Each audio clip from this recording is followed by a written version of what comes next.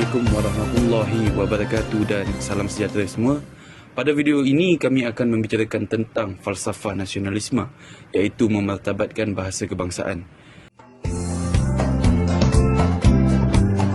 Bahasa merupakan alat berkomunikasi yang wujud seiring dengan kewujudan manusia itu sendiri.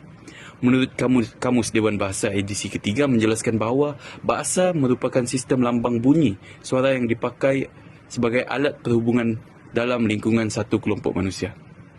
Untuk pengetahuan anda semua, pada tahun 1968, bahasa Melayu dijadikan sebagai bahasa rasmi tunggal di Persekutuan dan negeri-negeri di Semenanjung Malaysia.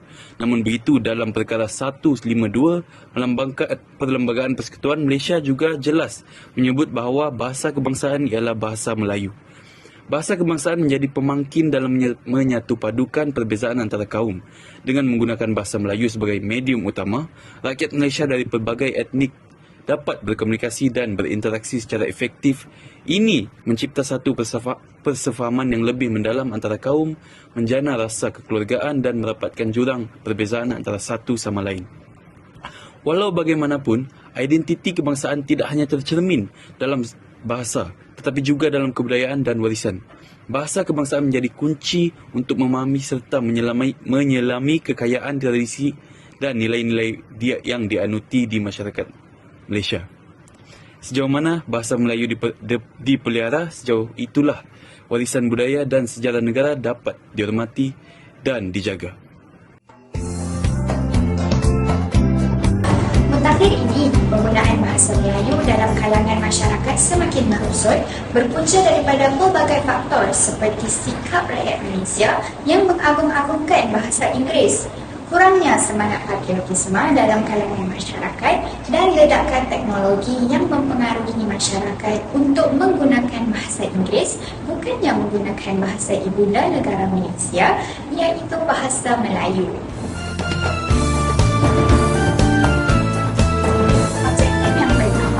Mengenai pasti kesan penggunaan bahasa Melayu dalam kalangan masyarakat semakin merosot. Yang kedua, mengkaji langkah untuk memartabatkan bahasa Melayu dalam kalangan masyarakat kini. Kesan yang pertama ialah menjejaskan pembelajaran di peringkat sekolah. Yang seterusnya ialah persepsi buruk masyarakat luar terhadap pencemaran bahasa Melayu.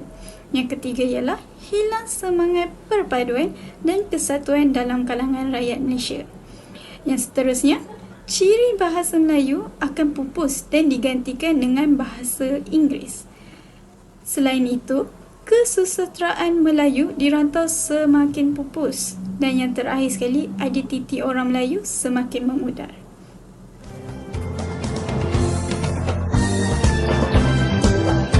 Antara langkah untuk memartabatkan bahasa kebangsaan di Malaysia adalah dengan pertama, memasukkan sekolah vernacular. Kami telah membuat tinjauan dalam kalangan 30 orang pelajar Universiti Malaya dan berdasarkan tinjauan, didapati 23 orang pelajar setuju manakala 7 orang pelajar tidak bersetuju dengan langkah ini. Kedua, memperkasakan Dewan Bahasa dan Pustaka. Berdasarkan tinjauan, 29 orang pelajar setuju manakala seorang pelajar tidak bersetuju dengan langkah ini.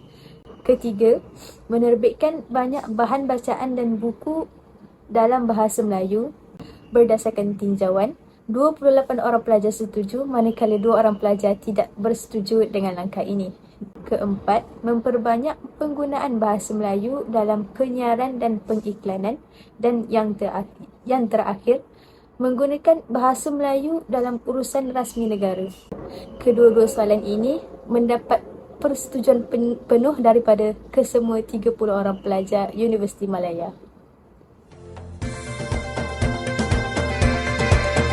Kesimpulannya, falsafah nasionalisme menitik beratkan kepentingan bahasa kebangsaan kerana bahasa amat penting untuk membentuk identiti dan perpaduan sesuatu negara. Kesedaran terhadap kepentingan bahasa kebangsaan juga dapat memupuk semangat patriotisme dan rasa memiliki terhadap negara Malaysia tercinta. Oleh itu, perjuangan mendaulatkan bahasa kebangsaan amatlah penting untuk meningkatkan lagi penggunaan bahasa kebangsaan di kalangan rakyat Malaysia yang berbilang kaum, yang seterusnya dapat membentuk negara yang aman dan harmoni. Sekian terima kasih.